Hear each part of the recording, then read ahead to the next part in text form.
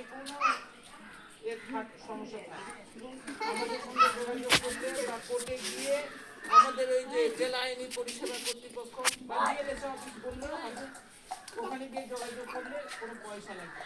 কোর্টে গেলে তো উকিল ধরতে হয়, মোহরি ধরতে হয়, এটা অনেক টাকা খরচা হয়।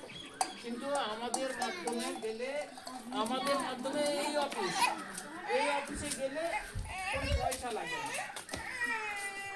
যেমন হয়তো কারো জমি কারো হয়তো পারিবারিক কোনো সমস্যা হতে পারে, যে কোনো সমস্যা আমাদের সঙ্গে যোগাযোগ করলে কোনো পয়সা খরচা হবে না। আইনের সুবিধা বিনা পয়সায় পাওয়া যায়। হ্যাঁ, এইগুলো বলছি তো আইনে কোর্টে কারো যদি কোনো প্রয়োজন থাকে, বিশেষ করে মহিলাদের কোনো ব্যাপারই না, এসসি এসটি সবাই সুবিধা পাবে। শুধু জেনারেল যারা তাদের কিছু অসুবিধা আছে, যে 1 লাখ টাকার মধ্যে যাদের ইনকাম একটু করে তারা সুবিধা পাবে।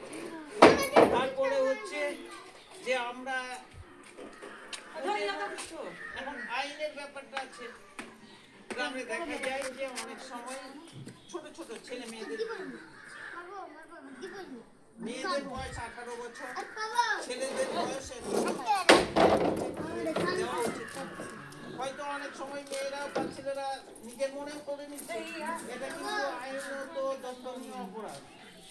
এইটা যদি এইভাবে যদি কেউ বিয়ে শাদী করে বা কারো বাপ মা বিয়ে দিচ্ছে, তবে এটা আইনের চোখে কঠিন অপরাধ।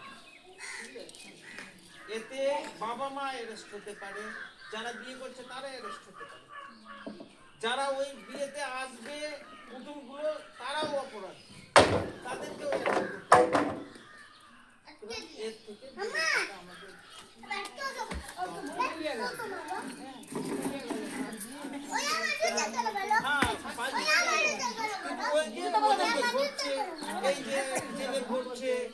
অনেক সময় অনেক রকম সমস্যায় পড়ে যাচ্ছে, পালিয়ে গেল বলে